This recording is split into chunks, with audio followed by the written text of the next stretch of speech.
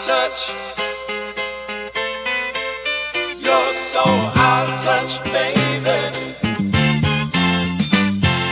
Out of touch. Ooh, just out of touch. Oh, oh, honey, you should try to get outside. If you walked among the people instead of trying to hide. If you talk with average voters, you learn a thing or two. I've been meaning to make a video, any video, for a while now, and I've just, I get the version of writer's block, but for video making, sometimes I just don't feel like I have anything to say, or I don't know how to articulate what I have to say, or it just hasn't, I don't know, fermented enough in my brain, and so I just don't make anything. And I've been absent for a while here, so apologies. I don't mean to take these long hiatuses. Life's been kind of crazy. I got really sick for a few weeks, and maybe COVID. I didn't test, but I just that kind of took the energy out of me. I'm still feeling like I've got like a sinus thing going. Anyways, I wanted to talk for a while now about the election and why Kamala Harris lost. Why the Democrats in general. I think this was a referendum on both Kamala Harris and the Democratic Party and the left in general. I would say also Biden, obviously. Kamala, I think one reason is that she was so linked to Biden and people were unhappy with the incumbency. Incumbency is always a hard thing to overcome because you get blamed for all the problems, right? You might even get blamed for problems that happened that were caused previous to your administration. And that's why, one of the big reasons that the Democrats lost, of course, was that Biden, who said he was going to do just one term, decided to stick around and then bail at the last minute. This was obviously a huge blunder. This is Biden's legacy at this point, is that he, instead of stepping aside and allowing for a Democratic primary to take place, in which voters could have decided we want nothing to do with Biden and his administration, we can pick somebody else that's untainted by that. That might have tipped the scales in a different direction. However, I think this was a referendum on the Democratic Party and the left.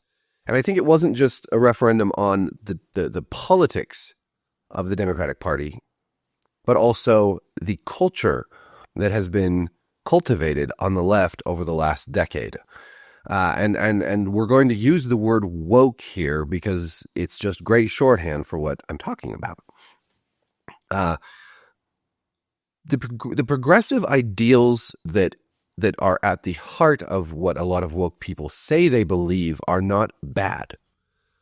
As someone who is left-wing, I believe in a lot of these things, like equality for gay people, like protecting the environment and conservation, like a strong working and middle class, like policies that help working and poor people, policies that create upward mobility, policies that create a sense of security, economic security, and combat poverty. I am all about all of these things, right?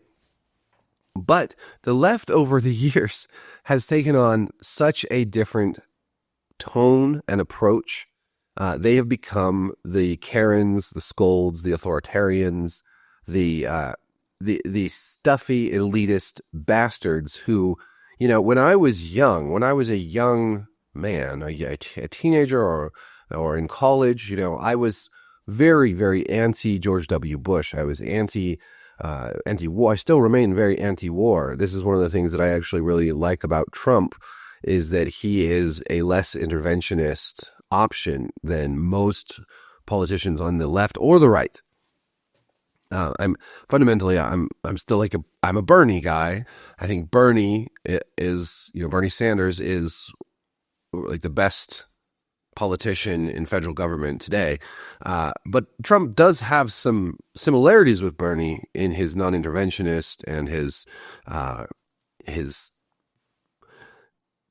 I don't know. We can talk about trade and that whole thing another time. But anyways, so wokeness and this authoritarian top-down wokeness is a failing approach to politics and to culture, and it's become so prevalent and it's so off-putting. I think this is the thing that people who espouse these views don't understand. It is unattractive. These are unattractive ways to behave and to treat people. You cannot take a big old sledgehammer and hit everybody who is not tolerant enough. It does not create more tolerance. I have another video I want to make about the trans movement specifically, but I think that the trans movement is at the heart of all of this, and the approach to pronouns and to sort of forcing this. I'm all for acceptance, but forcing people to just think like this activist niche is a failed approach. It's not a policy, because it's not about policy here. We're talking about a cultural movement. And the thing about this movement is it's gone from being just a small movement where nobody really had to think about it much or care about it much to being a focal point for so much of everyone's lives, even though it's just a very small segment of the population that is actually impacted by this. But things like, trans athletes, especially male to female trans athletes, competing and winning in women's sports. The vast majority of people think this is wrong, right? Whether or not they have compassion for actual trans athletes and trans people, they think that this is an unfair thing, and with good reason, because it often is. The bathroom issue, one of the problems is that, while some trans women look very much like women, some look like beautiful women, and if you saw them in a woman's bathroom, a biological woman saw them, they might not think anything of it. They might just think, oh, okay, whatever. But a lot of trans women don't. They're not passing. They're not even trying to pass. And when somebody walks into your women's bathroom or changing room and looks like a man, but just identifies as a woman, I think it's perfectly reasonable why most women don't like this. And so when you have this top-down scolding of everyone who believes this or feels this way, it doesn't resonate with the voting public, right? It just doesn't. You're not going to win a culture war by simply inserting this stuff in all the media, in all the press, in all the, in various corporate boardrooms. You're pushing this in a way that's inorganic and unnatural, and people are going to recoil and push back. There's a better way. I always point this out. There's always a better way. For instance, a push to have non-gender bathrooms isn't a bad idea. There are a lot of places that already have bathrooms that, they're single occupancy, right? And you can go in them whether you're a man or a woman. Doesn't matter, because you're not sharing the bathroom. I think there's a lot of different ways that you could create more spaces for trans people that don't also make biologically female people uncomfortable or feel unsafe. I think you can achieve both these things, and this very strange decision to not even attempt that, but to try to force this is unattractive. It's an unattractive and unpopular approach. The reason gay people have gained so much ground politically, culturally, socially, is that the whole gay movement was basically, look, we're normal, we're nice, we're nice neighbors, your uncle is gay, your aunt is a lesbian, like, they're good people, they're not, there was this whole sort of like soft bottom-up movement, right? This organic grassroots movement where there was just more positive portrayals of gay people, and over time people just became much more accepting of gay people. But the trans movement has taken a totally different route. Now, that's just one part, right? One part of wokeness. There's lots of other things.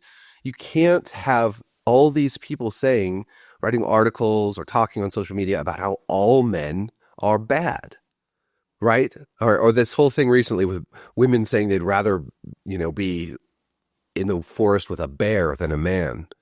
Like, you have to be fucking insane to think that. Now, as a fan of fiction and storytelling, I absolutely think that a dangerous man in the woods is far scarier than a bear, right?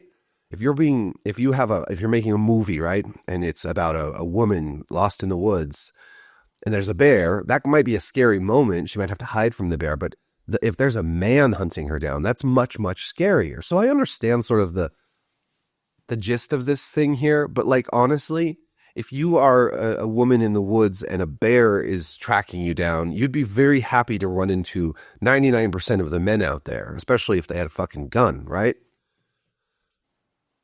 So all of this stuff, the problem with it is it's very unpleasant and it's very unrelatable. And this has become the culture of the left, unpleasant and unrelatable. And, again, when I was young, being anti-war, being anti-establishment, all of that was sort of part of the left, or at least my scene in the left, protesting war, protesting, injustice, all this stuff. But somehow along the way, with the rise of this particular social justice movement and its takeover of media, of colleges, of lots of aspects of government and public life, of popular culture, it's become the very thing that the left used to hate and protest against, right?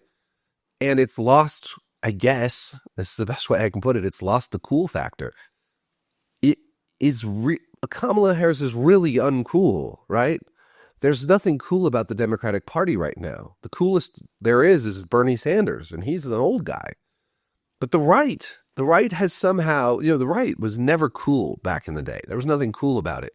And there was nothing relatable as far as I'm concerned. But a lot of the stuff now on the right, with the rise of Trump, has become much, much, much more relatable to regular people. Whether those are blue-collar working people or just people who spend a lot of time on the internet. Like Trump goes and talks about things that people really care about, like censorship on social media and things like that, like video games. The left feels detached and aloof. They feel like elitist, authoritarian assholes. They feel like the people you should be rebelling against, protesting. Whereas the right has somehow become much more in touch with young people. And as we've seen in polls and in post-election results, has captured a lot of the Hispanic and Black vote, especially Hispanic and Black men. And that is kind of crazy in a lot of ways because from my point of view, a lot of the policies that the right has pushed over the years have been really bad for working class people, for minorities, and so on and so forth. But when you are the more relatable group, the more relatable party, the more relatable presence online, and you seem less hostile and you seem more accepting somehow, then you are going to start winning over people who maybe never even would have thought of voting for Trump. I mean, I think a lot of people also just didn't vote because they don't want to vote for Trump because they think he's insane. But they don't want to vote for Kamala or the Democrats because they don't think they've earned it. And they haven't. I mean, frankly, they just haven't earned it. So there's a lot of factors, and the economy, inflation, that's a huge factor. Incumbency is a huge factor. But I think that if the Democrats hadn't been so arrogant and had actually tried to connect with people and not just put Kamala there as the heir apparent, right? And so many other things. But you can only blame the Democrats so much specifically because this is a problem with a culture on the left. And it's a sick culture. It's a sick culture because it thinks that because so many of these woke activists and woke journalists and woke, they think that they're so sanctimonious. They think that that everything they say is true and that everything they say is just, and that if you don't believe the same things as them, that you are a despicable human being and a terrible person and clearly wrong about everything. There's no grounds there to meet in the middle and have an actual debate. That's the problem. It's okay that if you think like that the things you believe in are right. That's what most people do. But you usually have some sort of space between the opposing view and your view where you can come together and have an argument, a debate, a discussion, and where people aren't just immediately considered villains, deplorables, and somewhere in there you can come to some sort of agreement, or things can change. Minds can change. And that's really where the left has failed in so many ways. And that's really why the Democrats lost and may continue to lose, because they have lost that not just that relatability, but also any sense that they're like cool or or edgy or able to sort of, like I've watched some of the things that Trump has said. He's able to, maybe he's just got the right people around him, but he's able to speak to a lot of the issues people are having right now. And people can relate to that. They can relate to what he's saying. He is a more relatable, even though he's a billionaire and he is like so crazy, but he is more relatable and he feels more real, like a real person. And the right in general has done a really good job of somehow establishing themselves as that. So that's it. I mean, there's so much more. Obviously, you could go on and on about all the issues, and I want to maybe get into more specific ones a little bit more deeply. This is more of a broad strokes overview, whatever. I do want to talk more about. I always hesitate to talk about the trans stuff because it's like such a fucking minefield. I mean, people have whole careers based on just talking shit about J.K. Rowling, right? But I think that there is important stuff to talk about there, and there's important stuff to talk about when it comes to comedy, when it comes to how DEI stuff is being portrayed in media, and why I think it's such a loss. I mean, I think that outside of this election, outside of this, there's so many cultural things that I do care about, like more diversity and more equality, are actually, I think they're making things worse in this very corporate tokenistic effort to make things more representative. And I think that you're going to see a cultural backlash to a lot of this stuff. And I think that's going to ultimately be a bad thing. But that's because they, like, I swear to God, if the movie Hook was made today, Hook was diverse, right? The Lost Boys weren't just white, right? If that movie was made today, people would be like, there'd probably be a backlash to the diversity. But in the 90s, there wasn't, because it was just like, it felt natural. And this push in media to make everything look like a car commercial where there's, one Asian, one black, one white, one Mexican, that feels artificial and it feels wrong. And there's just so little care going into this. It's just this corporate, like, we need to have this diversity quota met in every movie, and doesn't matter if it's historical, like, that is the wrong way to go about it. But anyways, this all feeds into what happens in elections. And maybe I'm overemphasizing the wokeness factor, but I really, really think, that it does impact voters, and it impacts a lot of the sort of moderate voters who don't like extremism. They don't like extremism or extremists. They don't like to be castigated and made to feel like they're somehow now these bigoted people when their whole lives maybe they've gone on, they haven't had any problems with gay people.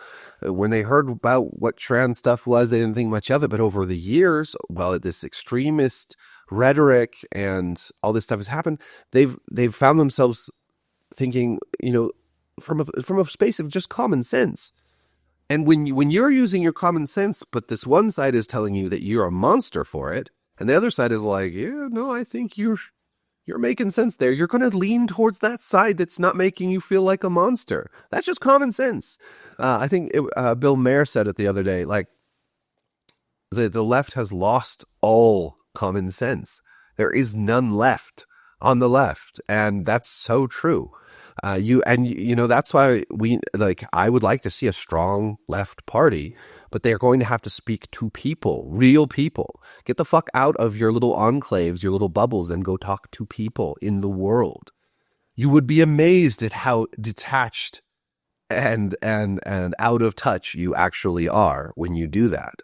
So, I don't think it's going to get better anytime soon. I think that the anti-Trump stuff will just fuel this tendency in the activist niche, right? In that, but I do think what we're going to start seeing is that companies like Disney and other and these people in charge, people who are running the business, are now realizing that this stuff doesn't actually. It not only loses elections, but it loses at the box office. It loses all over the place. They're going to start reeling this back in. And then the job of people who do care about diversity and social justice is going to be to pull their heads out of their asses and start to find better ways to include this stuff in media. You know, there are such great shows out there that give us more diverse perspectives. Something like Reservation Dogs, which is about teenagers on the reservation, you know, Native Americans. That's a show that isn't trying to be diverse. It's just trying to tell a new story, a story that we don't get in most media. And that creates diversity, but in a natural and relatable way. You watch that show and you get a sense of who these people are, and they're funny and they're likable, and they have the same kind of conflicts and problems that everyone else has, but in their own unique setting and their own unique culture. That's what we need more of. We don't just need, you know, a random black hobbit and a random Asian hobbit and just like la-di-da, look at us. This is social justice. That's not social justice. That's not real diversity. That tells us nothing about these issues, and that doesn't explore race or racism or anything like that at all. And you can't just make True Detective Night Country and have, you know, both the detectives are women now, and then they just act like toxic fucking men, like the most toxic men out there, and you're like, oh, it's a win. That's a win for women because there's women in it. That show is super racist against Indigenous people as well, I think, personally. Just so many tropes and stereotypes. It was really awful. Anyways, I've gone on long enough. Thank you for being patient with me and my little absence there. I'm going to try to make more of these, and let me know if there's anything you want to hear about. I need to talk about The Penguin, which was excellent. I need to talk about Dune Prophecy, which I am on the fence about, and so many other shows and all of the rest. So that's what I'm going to be working on. You can always read my stuff at Forbes as well. Thank you for watching. Like, subscribe, hit the notification bell. Peace. Out of touch. You're so out of touch, baby. Out of touch. Ooh, just out of touch. Oh, honey, you should try to get outside. If you walked among the people instead of trying to hide, if you talk with average voters, you learn a thing or two. And maybe next election they'll consider blue, but you're out of touch. You're out of touch, baby. Crazy, gotta cancel culture and stop playing the fool. You're all a bunch of vultures, and your attitude ain't cool. If you go out among the people, you'll learn how out of touch you are. But I don't expect that from you. I suspect you won't get far because you're out of touch. You're so out of touch, baby. Just out of touch. You've really lost your mind. You're out of touch. The world is leading you back. Out of touch.